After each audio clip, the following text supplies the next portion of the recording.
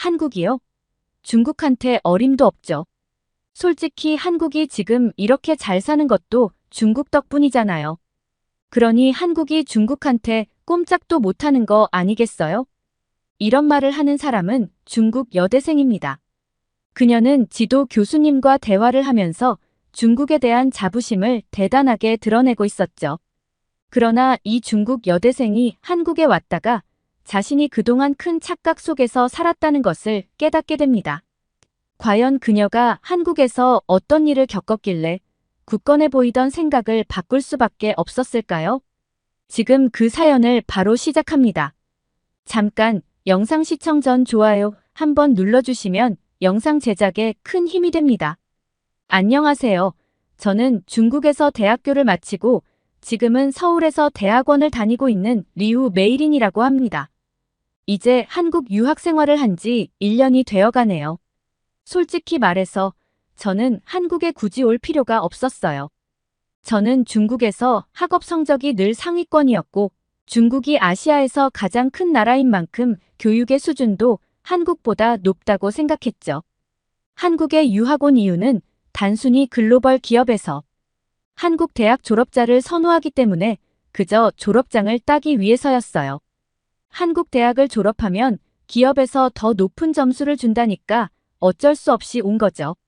사실 저는 중국에서 이미 충분히 잘하고 있었어요. 고등학교 시절 내내 밤늦게까지 공부하고 방학 때도 쉬지 않고 학원을 다니면서 저는 자연스럽게 중국의 교육이 최고라고 생각하게 되었죠. 중국의 입시 경쟁률은 한국 못지않게 치열하고 우리 교육 시스템은 훨씬 더 엄격하고 체계적이라고 믿었거든요. 한국 학생들이 저보다 나을 이유가 없다고 생각했어요. 그들은 제가 겪은 것만큼의 경쟁과 노력을 경험해보지 않았을 것이라고 확신했죠. 게다가 저는 한국에 대한 정보도 많이 접하지 못한 상태였어요. 중국에서는 주로 자국의 발전상과 강점을 강조하는 뉴스와 교육을 받았기 때문에 한국에 대한 인식은 매우 한정적이었어요. 한국이 중국의 경제적, 문화적 영향력 아래에 있다고만 생각했죠. 그래서 한국에 와서도 제가 뒤처질 이유가 전혀 없다고 여겼습니다.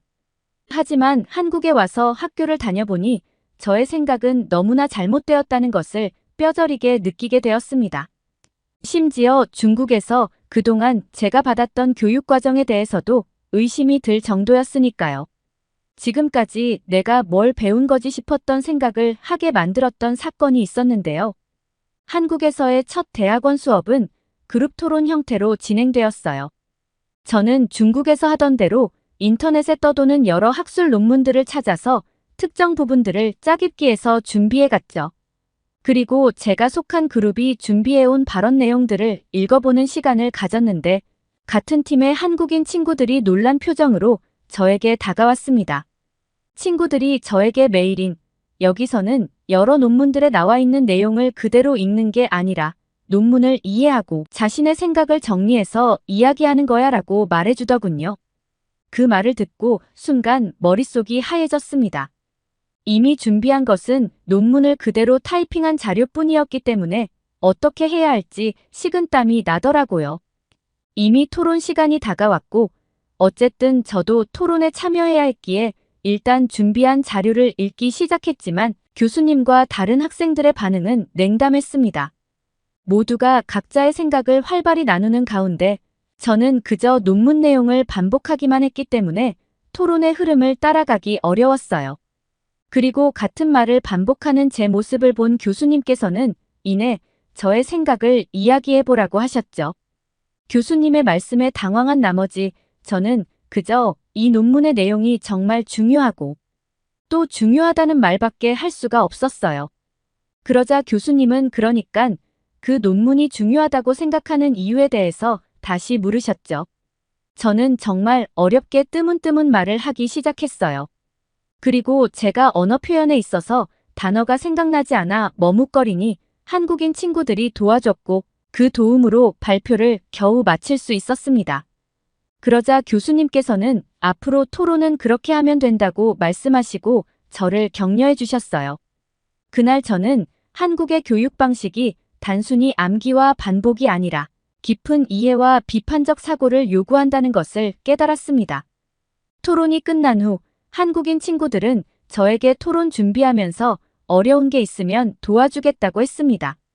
그런데 제가 대학원생인데도 이렇게 제 생각을 표현하는 기회가 없었던 것은 중국의 사회적인 가치관 때문이라는 생각을 하게 되었어요.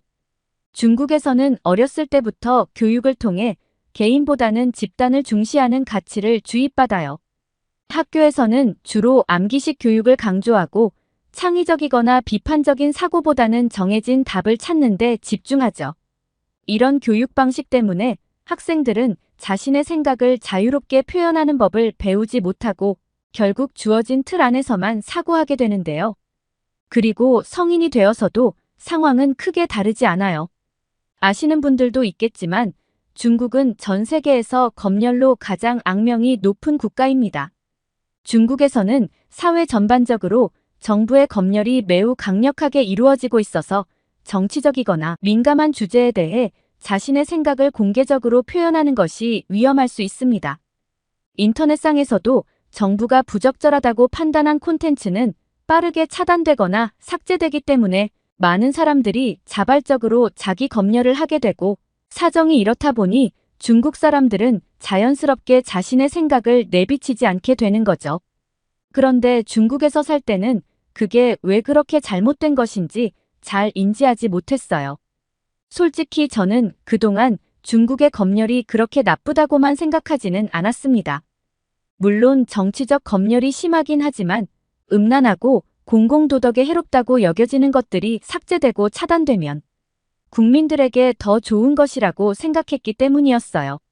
그리고 그 검열 주제도 일정한 기준에 부합하는 것들만 해당한다고 생각했기에 정부에서 말하는 규정을 지키면 되는 것이라고 단순하게 여겼습니다. 그런데 한국에 와서 처음으로 자유롭게 의견을 표현할 수 있는 기회를 접했을 때 저는 큰 충격을 받았어요. 한국에서는 다양한 시각과 의견을 존중하며 자유롭게 토론하는 문화가 자리 잡고 있었죠. 처음에는 이 자유로운 분위기에 적응하기 어려웠지만 점차 제 생각을 표현하는 것이 얼마나 중요한지 깨닫게 되었습니다. 중국의 교육과 검열로 인해 제한되었던 제 생각과 표현이 한국에서의 경험을 통해 비로소 자유롭게 날개를 펼칠 수 있게 된 거죠. 한국에서 이렇게 자유로운 생활을 하다 보니 중국이 자국민의 표현의 자유를 얼마나 엄격하게 제한하고 있는지를 몸소 느끼게 되었습니다. 한국에서는 자신의 경험을 바탕으로 자유롭게 의견을 표현하고 다양한 생각을 나누는 것이 일상이었어요. 이렇다 보니 중국에서의 검열이 단순한 규제 이상의 문제임을 실감하게 되었는데요. 한국에서 처음으로 SNS를 자유롭게 사용해 보았을 때였어요. 중국에서는 검열 때문에 사용할 수 없었던 유튜브와 페이스북, 트위터 같은 플랫폼들이 한국에서는 아무 제한 없이 사용 가능했죠. 그곳에서 사람들은 다양한 정치적, 사회적 의견들을 나누고 소통하고 있었습니다. 그리고 가끔 한국 정부를 비판하는 글과 그 내용에 공감하는 수많은 사람들의 댓글들도 보았는데 중국처럼 삭제되거나 차단되지 않더라고요. 제가 진짜 놀랐던 것은 홍콩 시위에 관한 정보를 처음으로 접했을 때 큰 충격을 받았습니다. 중국에서는 정부의 통제 아래 시위에 대한 정보가 매우 제한적이었고 대부분 부정적인 시각으로 보도되었거든요. 그러나 한국에서는 시위의 배경과 진행 상황, 시위대의 목소리까지 다양한 관점에서 자유롭게 논의되고 있었습니다. 이를 통해 저는 중국이 얼마나 많은 정보를 차단하고 있는지, 그리고 그로 인해 국민들이 얼마나 제한된 시각을 갖게 되는지를 깨달았어요. 그러고 보니 제가 한국에 대해서 부정적인 시각을 가지게 된 것도 중국 정부의 통제와 한국을 비판하는 기사들로만 가득한 중국 내 뉴스들만 접했기 때문이었던 것 같아요. 몇 년 전 중국 정부는 한국의 사드 배치 결정에 반발해 한류 콘텐츠를 제한하거나 금지하는 보복 정책을 펼쳤어요.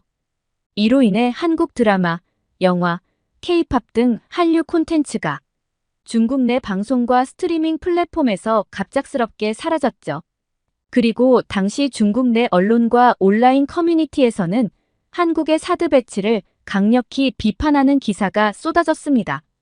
저는 그 기사를 보면서 한국이 왜 이런 결정을 했는지 이해할 수 없었고 한국에 대한 부정적인 감정이 커졌습니다. 한국 제품에 대한 불매운동이 일어나기도 했고 저 역시 한국 제품을 사지 않기로 마음먹었죠. 그런데 한국에 와서 직접 경험해보니 중국 내에서 정부의 입장에 반하는 정보는 철저히 통제되고 있다는 사실을 깨달았습니다. 반면 정부의 입장을 지지하거나 적대감을 조장하는 정보는 적극적으로 내보내고 있었던 거죠. 그렇다 보니 저를 비롯한 중국 국민들은 특정 사건이나 사안에 대해 왜곡된 정보를 접하게 되고 그로 인해 형성된 편견을 가지고 살아갈 수밖에 없어요. 그런데 한국에서는 다양한 시각의 언론 기사들을 읽을 수 있고 온라인 플랫폼에서 여러 사람들의 의견을 볼 수도 있었어요. 그리고 저도 사람들의 의견에 제 생각을 글로 남긴 적이 있었는데 누군가 제 의견에 공감해줬을 때의 기분은 아직도 잊히지 않아요. 중국에서는 이미 삭제되고 있을 민감한 주제였거든요. 한국에서는 이런 주제에 대해 자유롭게 이야기할 수 있다는 사실이 저에게는 큰 충격이자 신선한 경험이었어요. 중국에서라면 정부의 검열로 인해 삭제되거나 차단되었을 그 주제가 한국에서는 많은 사람들의 다양한 의견과 함께 논의되고 있더라고요. 그때 처음으로 진정한 표현의 자유가 무엇인지 그리고 그것이 얼마나 중요한지 느꼈어요. 게다가 한국의 국민청원 제도를 알게 되었을 때는 진짜 까무러치는 줄 알았습니다. 국민청원 제도는 국민들이 직접 청원을 올리고 많은 사람들의 동의를 얻으면 정부가 이에 대해 공식적으로 답변해야 하는 제도잖아요. 이런 제도를 통해 국민들이 자신의 의견을 직접 표현하고 정책에 영향을 미칠 수 있다는 사실이 저에게 큰 충격이었어요. 중국에서는 상상할 수 없는 일이었거든요. 중국에서는 국민들이 정부에 대한 비판이나 민감한 사안에 대해 공개적으로 목소리를 내는 것이 매우 어려워요. 몇 년 전에도 중국에서 환경 문제에 대한 대규모 시위가 벌어진 적이 있었는데요. 당시 많은 사람들이 대기 오염과 환경 파괴에 대한 우려를 표하며 거리로 나섰지만 정부는 이를 강력하게 억압했습니다. 시위에 참여한 사람들은 체포되거나 처벌받았고 관련 뉴스와 정보는 철저히 검열되었죠. 이런 중국의 상황에서 한국처럼 국민들이 자유롭게 청원을 올리고 정부의 공식적인 답변을 기대하는 것은 거의 불가능한 일이라고 보시면 돼요. 저는 한국의 국민청원 제도를 보면서 한국의 민주주의와 표현의 자유가 얼마나 발전했는지를 실감하게 되었고 개인의 목소리가 사회에 얼마나 중요한 역할을 하는지 그리고 이런 시스템이 사회를 더욱 발전시키는 원동력이 될 수 있다는 것을 처음 알았어요. 중국의 이런 분위기 때문일까요? 전 점점 중국으로 돌아가고 싶지 않은 마음이 들기 시작했어요. 1년밖에 되지 않았지만 한국에서의 삶은 중국에서와는 너무 달랐습니다. 하지만 여전히 제 주변의 중국인 친구들은 한국 대학교의 수업이 이상하다고 말했고 수업을 무단으로 결석하거나 과제도 제출하지 않는 등 불성실한 태도를 보이기도 했어요. 그들은 높은 성적이 아닌 한국 대학의 졸업장이 필요했을 뿐이었으니까요. 네, 물론 저도 처음엔 그들과 같은 생각이었죠. 하지만 한국에 점차 적응하면서 열심히 하는 한국 친구들을 지켜보니 저도 한국에서도 잘하고 싶다는 욕심이 생겼어요. 그리고 어느 날 교수님께서는 시험을 대신한 조별과제를 내주시겠다고 하셨습니다. 그런데 조금 걱정이 되었어요. 제가 같이 공부했던 중국인 친구들은 점차 학교에 잘 나오지 않았던 터라 어떻게 조를 짜야 할지 걱정이 되었거든요. 그때 마침 제게 다가와준 한국인 친구 서현이가 참 고마웠습니다. 서현이는 요즘 같이 다니는 중국인 친구들이 보이지 않는데 무슨 일 있냐면서 괜찮으면 자기랑 같이 조별과제를 해볼 생각 없냐고 묻더라고요. 저는 서현이의 제안 덕분에 한국인 친구들과 조별과제를 하게 되었어요. 제가 한국어가 좀 서툴렀는데 서현이와 한국 친구들은 영어와 한국어를 섞어가며 과제를 차근차근 설명해주면서 저를 많이 도와줬어요. 한국 친구들과 함께 과제를 하면서 느낀 것은 그들의 똑똑함과 스마트함이 정말 대단하다는 것이었어요. 저도 중국에서 나름 열심히 한 편에 속했지만 한국 학생들의 수준은 정말 남다르더라고요. 그들은 모든 과제를 체계적으로 계획하고 꼼꼼하게 실행해 나가는 모습이 인상적이었어요. 한국 친구들 덕분에 조별 과제의 완성도가 높아졌고 저도 좋은 성과를 낼 수 있었던 것 같습니다. 그렇게 중국인 친구들의 빈 공백을 서현이와 한국인 친구들이 채워줘서 저는 외롭지 않게 학교를 다닐 수 있었어요. 어느 날에는 서현이네 집에 놀러 가본 적도 있어요. 그때 한국의 가정집에는 처음 가본 거였는데 서현이네 집이 궁궐 같아서 진짜 깜짝 놀랐어요. 서현이네 집에 도착했을 때 처음에는 겉이 허름해 보여서 큰 기대를 하지 않았는데 문을 열고 들어가자마자 제 예상은 완전히 뒤집혔어요. 집안 내부는 정말 깔끔하고 세련됐더라고요. 최신식 가전제품들이 곳곳에 자리 잡고 있었고 모던하고 고급스러운 인테리어가 인상적이었어요. 거실에는 편안한 소파와 큰 TV가 있었고 반짝이는 조명과 천장 위에서는 실링팬이 돌아가고 있었어요. 놀라움을 뒤로하자 서현이는 금강산도 식후경이라며 일단 먹고 놀자면서 라면을 끓여왔어요. 한국 라면은 처음 먹어봤는데 중국에서 먹은 것보다 훨씬 맛있었고 그리고 서현이 어머님이 직접 담그신 김치도 맛봤는데 사실 저 지금까지 한국의 김치가 중국의 파오차이로부터 유래된 것인 줄 알고 있었거든요. 그런데 한국의 김치를 먹어보니 파오차이와는 전혀 달랐어요. 그래서 서현이에게 김치는 어떻게 만드는 거냐고 물었고 서현이의 말을 들어보니 한국의 김치와 중국의 파오차이는 만드는 방법부터가 다르더라고요. 파오차이는 소금에 절인 채소를 바로 발효하거나 끓인 뒤 발효하는 음식이라서 김치라기보다는 사실상 거의 피클에 가깝다고 할 수 있어요. 그런데 김치는 배추, 무 등 채소를 1차적으로 소금에 절인 후 2차로 고춧가루, 파, 마늘, 생강 등을 넣어서 발효시키고 이런 과정에서 김치는 유산균 발효 과정이 활발하게 일어나 발효 전과 후의 맛 변화가 확실한 데 비해 파오차이는 미생물 활동이 활발하지 않아 발효에 따른 맛 변화가 미미하거든요.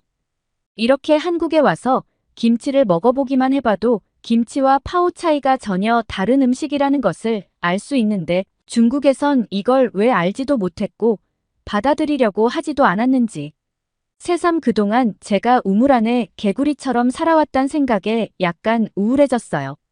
라면을 다 먹고 우리는 간식을 챙겨 거실 소파에 한 자리씩 차지하고 넷플릭스로 한국 드라마를 보기 시작했어요. 서현이는 자기 인생 드라마라면서 미스터 선샤인을 키더라고요.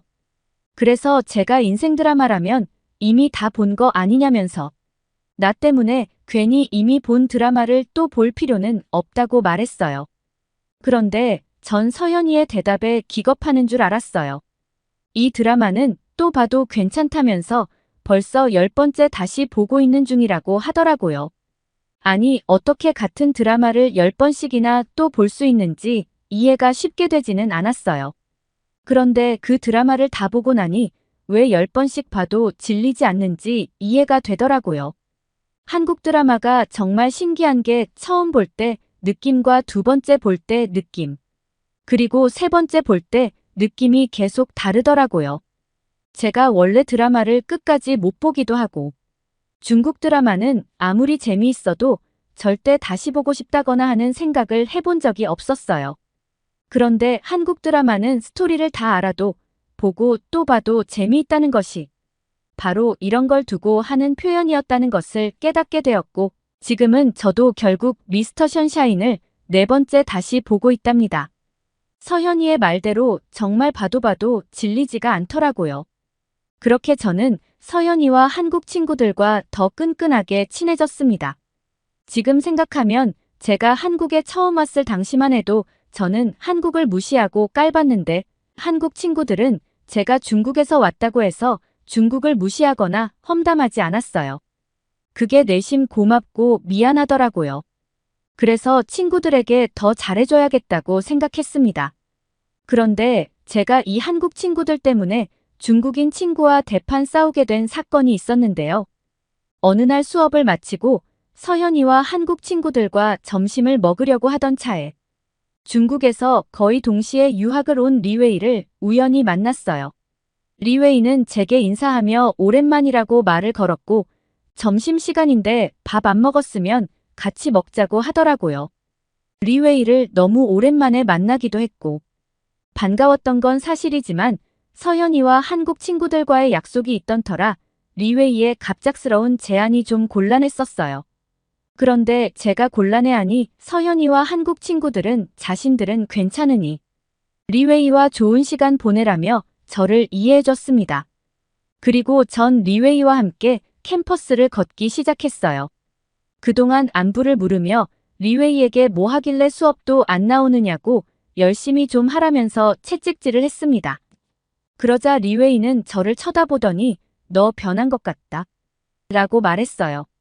그 말에 저는 어이가 없어서 뭐가 변했다는 거냐고 되물었더니 한국으로 처음 왔을 때만 해도 한국 대학교 대충 다니고 졸업장이나 따서 빨리 중국 가자고 했던 네가 수업을 열심히 안 듣는다고 자신에게 잔소리하는 게 너무 신선하다고 비아냥거리더라고요. 또 한국 친구들이랑 어울리다 보니 네가 한국인이라도 된 것 같냐며 우리는 대국인 중국인들이라는 거 잊지 말라고 하더군요. 그러면서 벌써 중화민족의 위대함을 잊고 한국 문화에 빠졌다며 못마땅한 표정을 지었어요. 게다가 네가 좋아하는 한국의 대부분의 것들은 다 중국에서 뿌리를 두고 있는 거라며 중국인으로서의 자긍심을 잊지 말라는 이야기를 하더라고요. 그리고 요즘 자기가 바빠서 너를 자주 보진 못했지만 오늘 보니 한국 애들한테 적지 않게 끌려다니는 모습도 그렇게 좋게만은 안 보인다고 했습니다.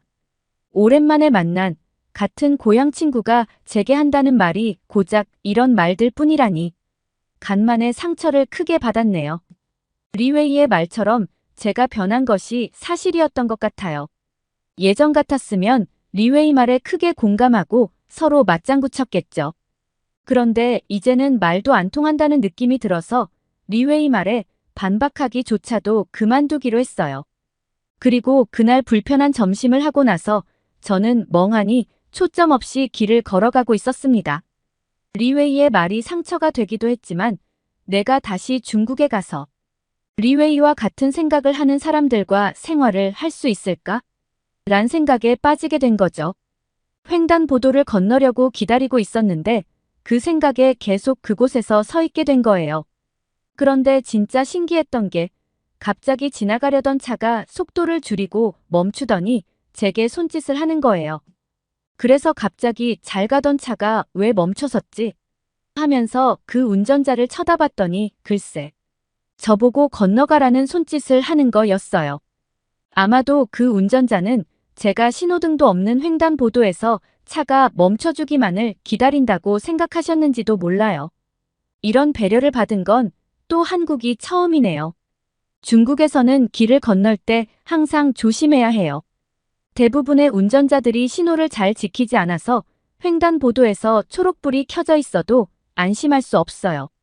차들이 꼬리에 꼬리를 물고 끝없이 지나가고 보행자가 길을 건너려고 하면 오히려 더 빨리 가려고 하는 경우가 많거든요.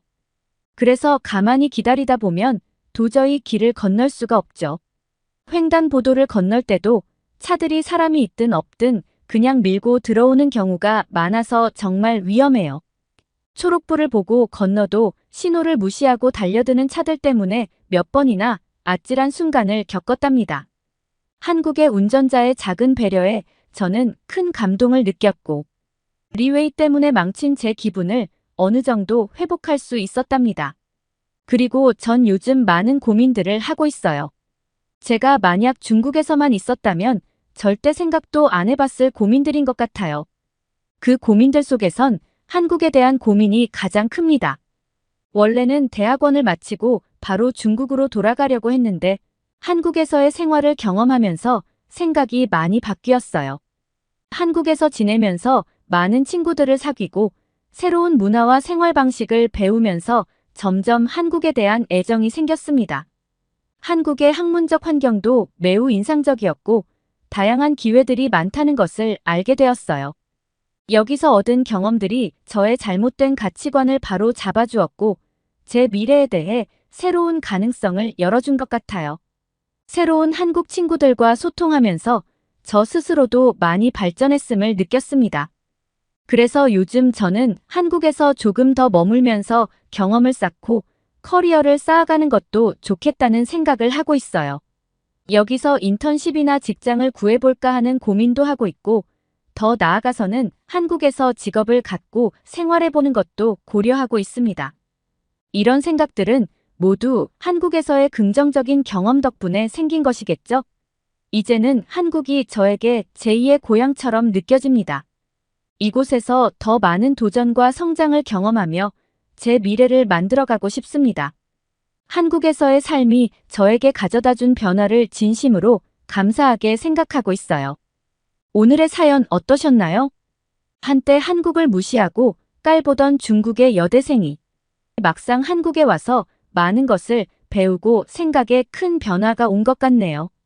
앞으로도 그녀가 한국에서 멋진 도전과 성장을 이어가길 바라며 그녀의 밝은 미래를 진심으로 응원합니다. 오늘의 이야기가 좋으셨다면 구독과 좋아요를 눌러주세요.